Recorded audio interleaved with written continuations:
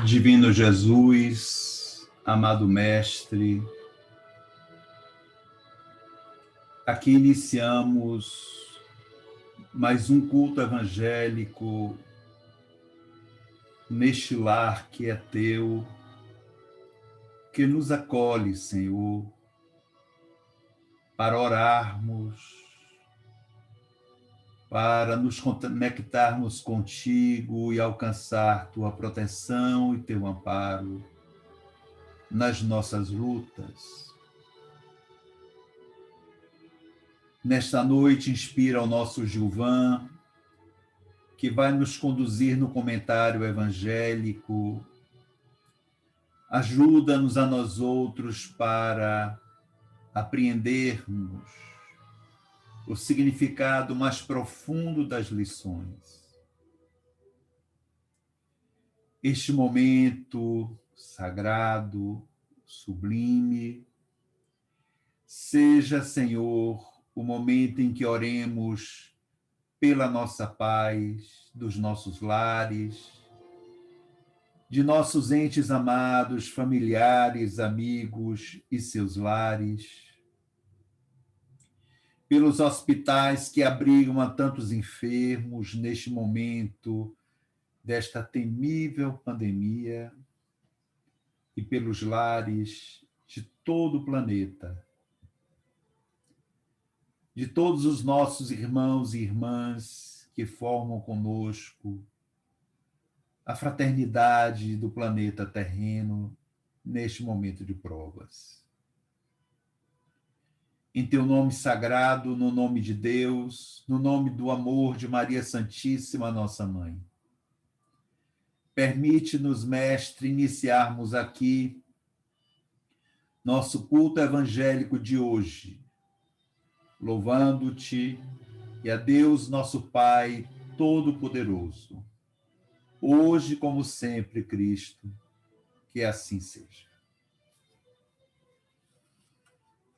Como consta da nossa programação de hoje, nós teremos o nosso Gilvan, nosso Gil, falando sobre os últimos serão os primeiros. É um ditado do espírito de Henri Heine, que está no capítulo 20, item 3 de O Evangelho segundo o Espiritismo. Então, vamos passar para a leitura da nossa página de hoje.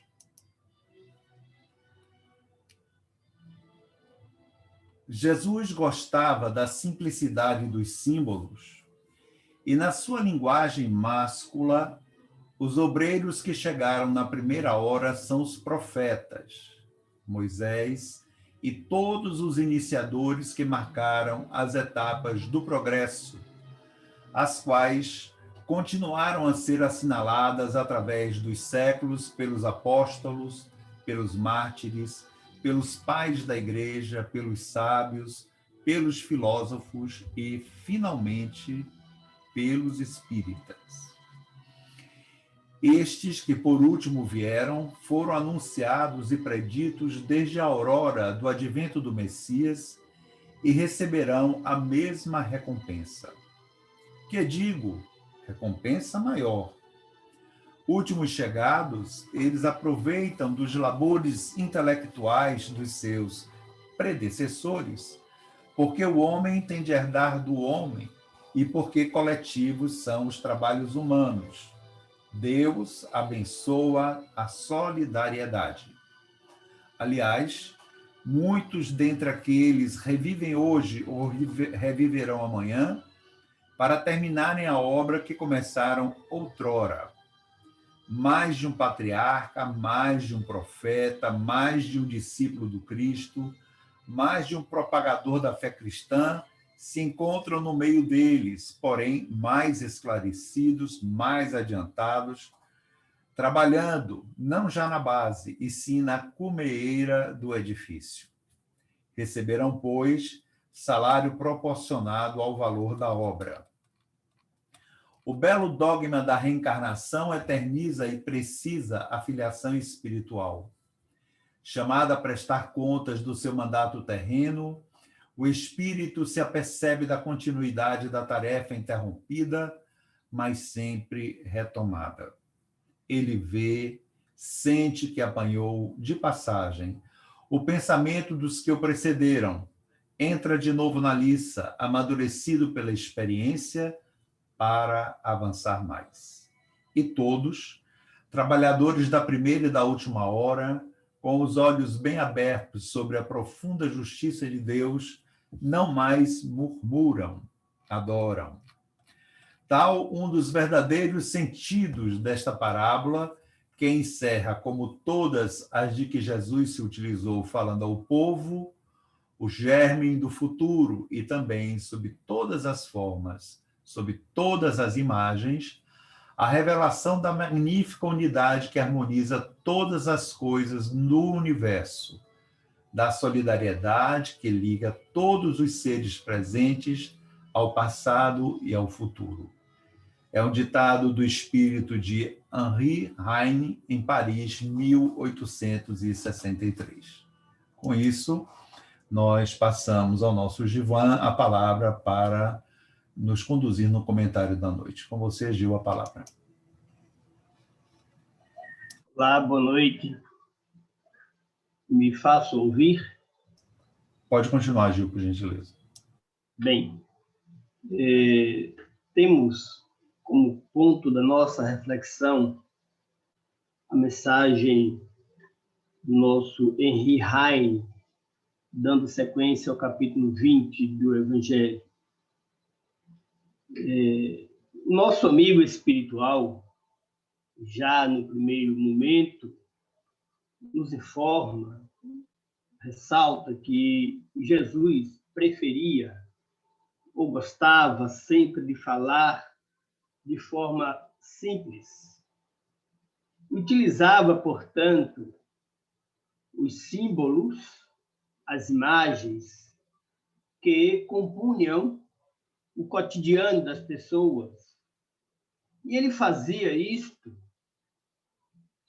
a fim de que o seu ensino, a sua lição, pudesse receber, pudesse encontrar guarida naquelas mentes ainda incipientes em matéria de conhecimento espiritual, inclusive muitas delas que compunham o apostolado do nosso Senhor Jesus. Daí porque ele ter preferido, ter optado por falar utilizando-se dos meios os quais as pessoas conheciam para, portanto, se fazer entender. E imaginemos se ele fosse falar de realidades espirituais numa linguagem metafísica. Seguramente teríamos muito mais dificuldade de compreender sua palavra, seu ensino, do que o que temos hoje.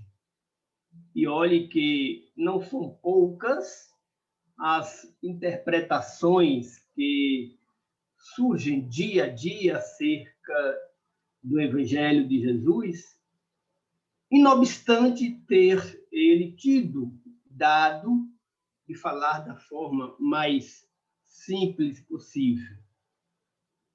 Neste texto, ele nos aponta alguns aspectos bastante interessantes. O primeiro deles é essa concatenação temporal, espacial, que ele faz acerca das revelações do mundo espiritual. E nós devemos aqui compreender essas fases, essas etapas que ele coloca, com uma forma pedagógica, apenas para que se torne compreensivo o processo de intercâmbio entre o plano espiritual e material, de forma mais evidente, mais objetiva. Portanto, ele diz que Moisés na comparação feita aos trabalhadores da vinha, representa aquele povo, aqueles trabalhadores que foram convocados a trabalhar logo na primeira hora ou na primeira turma. Moisés e os grandes iniciados da sua época, os grandes profetas. No segundo momento, temos os apóstolos de Jesus. Interessante que o amigo espiritual, que não cita expressamente o nome de Jesus, mas os seus apóstolos, os seus seguidores, fala também dos mártires que, por amor ao Evangelho do Cristo, dispuseram da sua vida física, e fala, por último, dos espíritas, a quem aqui a gente pode fazer algumas reflexões sobre isso, não é? Talvez podemos, aqui sem prejuízo do entendimento, aqui colocar do espiritismo a vinda da codificação, não talvez os espíritas individualmente falando, mas do contexto que Kardec e os espíritos da codificação, que trabalharam com ele ali, nos propuseram, nos ofertaram, sendo, portanto, a doutrina espírita, o espiritismo, representando os da última hora. Outro ponto que a gente pode avaliar aqui com relação à paga a que o espírito se refere. Que tipo de recompensa, e aqui falando já desses trabalhadores da última hora, nominado aqui como os espíritas, que tipo de recompensa esses trabalhadores fazem jus? Que tipo de paga eles merecem? Ou, incluindo-nos no contexto, aqui nós merecemos. Será que, de fato, nós somos credores da lei divina e, por consequência, a lei divina se faz devedora do nosso trabalho, do nosso esforço? Podemos imaginar que não, porque essa ideia de compensar ou se recompensar ou de ser recompensado por uma atividade, por um trabalho expedido, isso fica muito no plano material, da nossa lógica materialista, em que um esforço feito por cada um de nós significa uma espécie de descompensação. E por isso que nós precisamos ser recompensados para que se estabeleça o equilíbrio.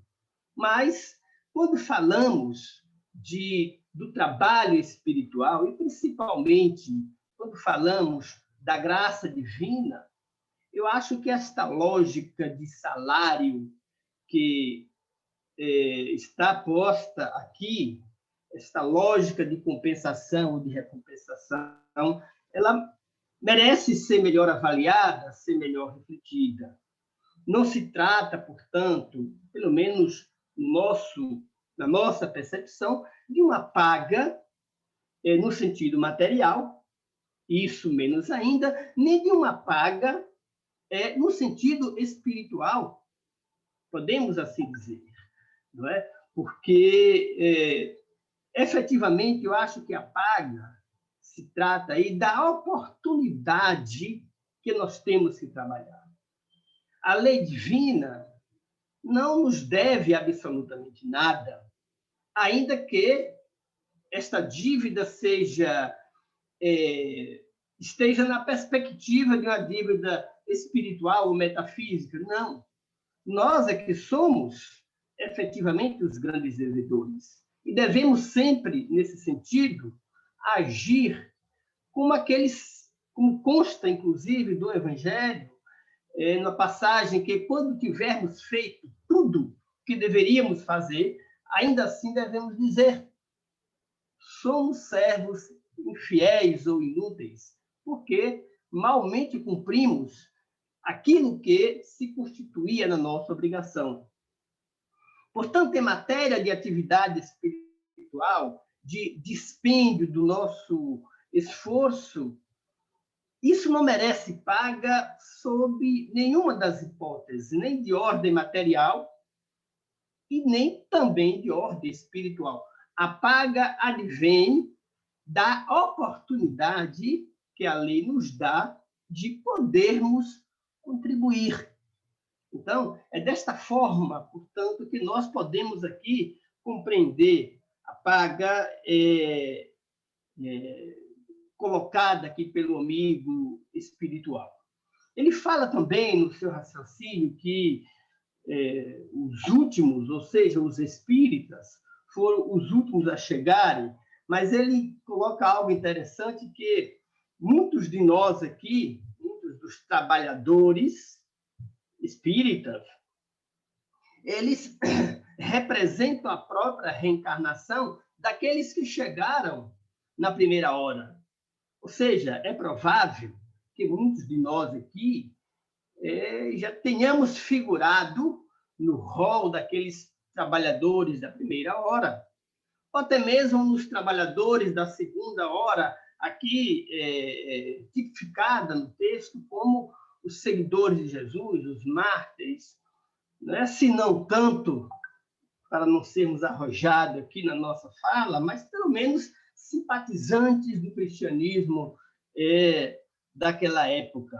Porque ele fala aqui que a solidariedade é a marca, ou é a lógica principal que leva, que conduz todo o cristão verdadeiramente disposto a servir.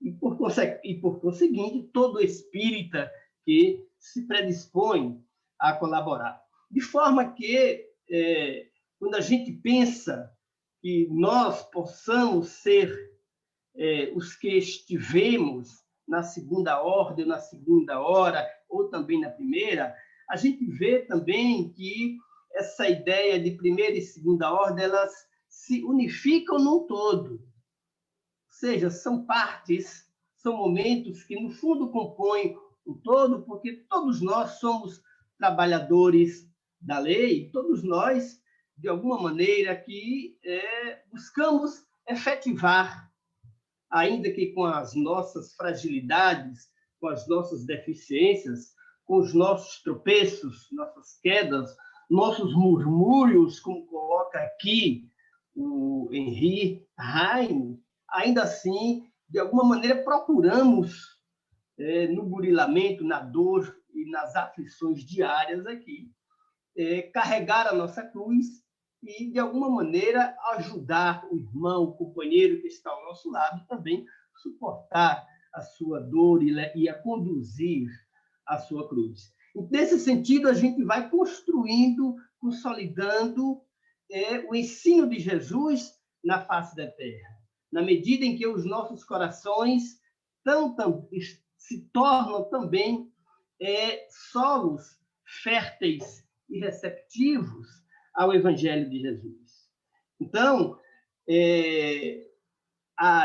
depreende-se do texto aqui que a encarnação vem, de certo, como uma forma de eternizar, né, a manifestação da lei divina na Terra, na medida em que esses trabalhadores vão, inicialmente, construindo os alicerces e depois edificando o que ele chama aqui da comeeira.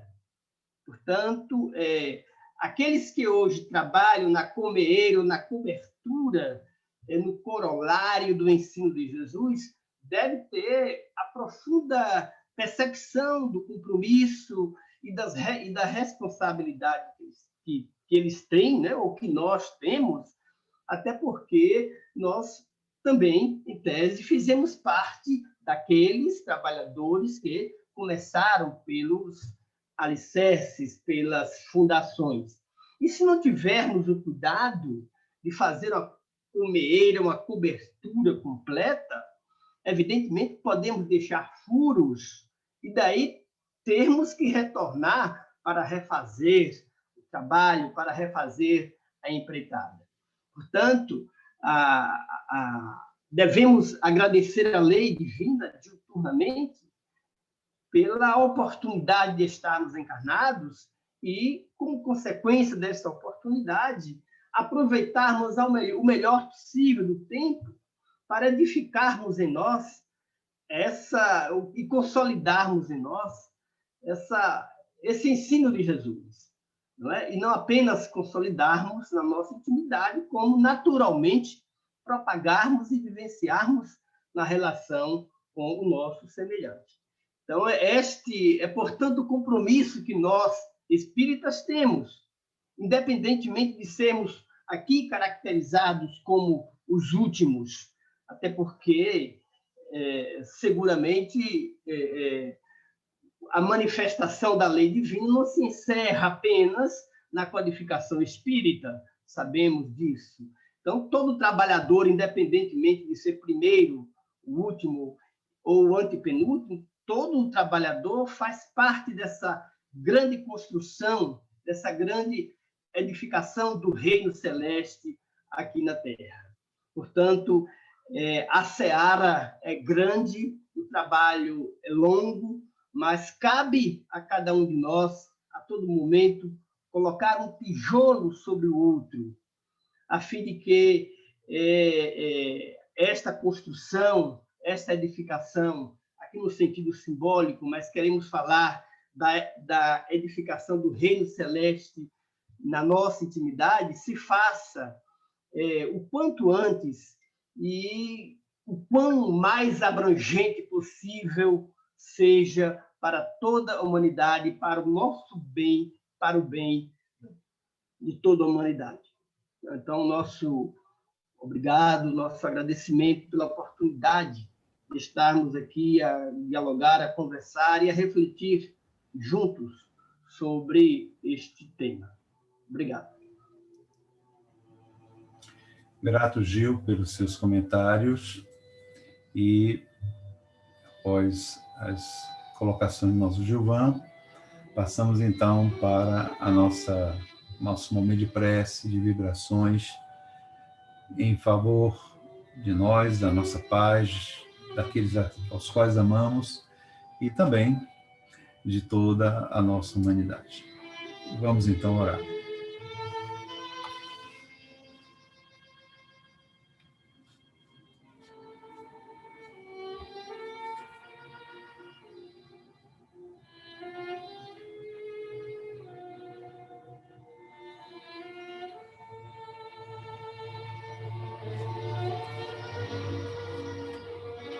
Jesus, amigo divino, celeste, pastor de nossas vidas, neste momento dirigimos-nos a Ti, buscando nas fontes celestes da Tua compaixão e da Tua luz, haustos de paz, de harmonia para as nossas vidas. Vibramos assim pela nossa paz, pela paz de nossas famílias, daqueles que trazemos junto aos nossos corações.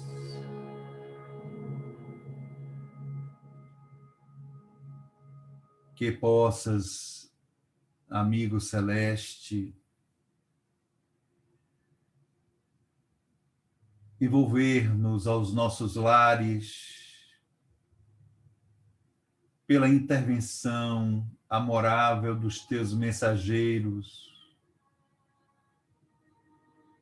a equipe orientada pelo nosso Bezerra de Menezes, nosso vovô muito amado,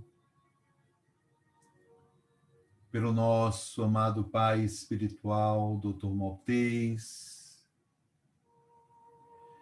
pela nossa Sheila, pela nossa Meimei, nosso Zé Grosso, Palminha, Dr. Gaspar, Dr. Leusen, tantos e tantos amigos da espiritualidade, que neste momento eles venham orar conosco, trazer-nos suas energias amorosas e possam representar as levas de tuas greis amorosas que agem a benefício do nosso planeta. Por isso te rogamos, pelos que estão nas prisões, pelos que estão, Senhor, sob as mais graves perturbações mentais, pelos que estão sob os signos da violência, delas sendo vítimas ou produzindo estas violências tão diversas. Te rogamos e vibramos, Senhor, pelas tantas formas escabrosas de servidão humana que se espalham pelo nosso planeta. Te rogamos misericórdia.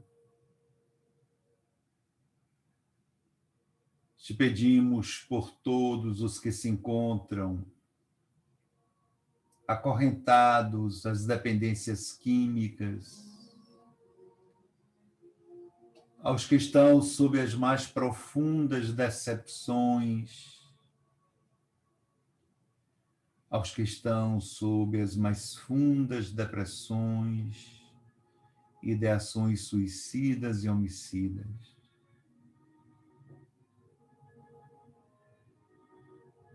Vibramos ainda, Mestre, pelos que estão sendo vitimados pelas guerras, pelos que estão sendo banidos de suas pátrias, de seus lares e famílias, vivendo miseravelmente em campos de refugiados. Vibramos pelos que estão padecendo sob o guante dos desastres da natureza, terremotos, tsunamis, explosões vulcânicas, enchentes, nevadas, secas. Vibramos pelos que, neste momento no planeta, vivem a mais triste e lastimável miséria socioeconômica, pelos que morrem de fome, pelos que não têm qualquer tipo de assistência de saúde, habitação, dignos da condição humana.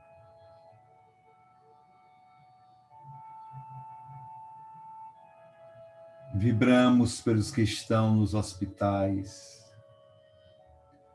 os pacientes, os trabalhadores em saúde e suas famílias,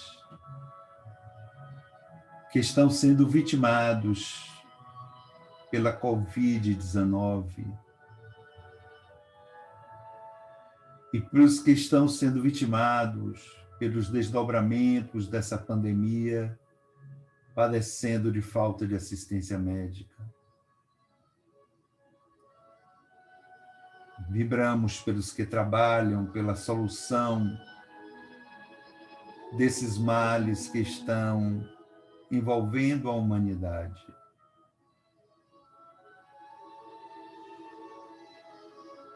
Oramos, Senhor, pelos que estão retornando à espiritualidade nas mais profundas aflições,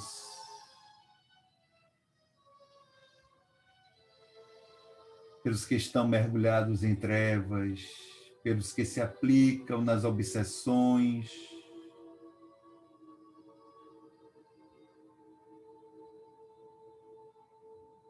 te rogamos, enfim, Senhor, pelo planeta, todo ele. Te rogamos para que possas irradiar sobre todos nós, sobre todas as coisas que aqui existem, a tua energia crística. Te rogamos para que nos ajudes a sair desta posição expiatória, provacional, para uma condição regenerativa de um planeta que esteja de mais acordo com a tua vontade.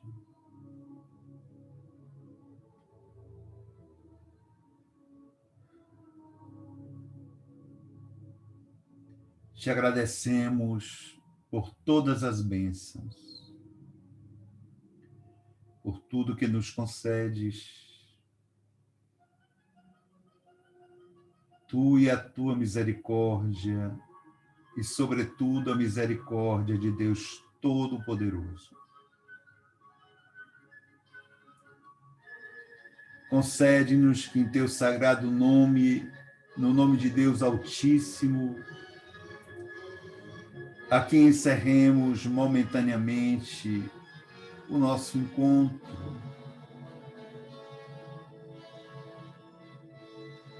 Que o seja, portanto, e que te louvemos ao Celeste Pai, hoje como sempre, Cristo, que assim seja.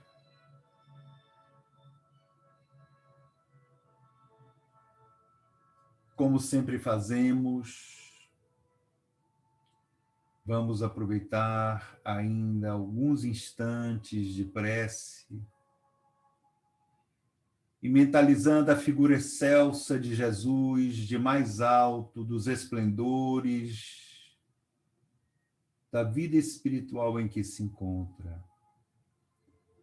Pensemos em nosso Senhor irradiando sobre nós da sua aura divina, a luz dourada da compaixão incidindo sobre todo o nosso planeta, afastando, se não possível, atenuando as sombras que sobre ele permanecem.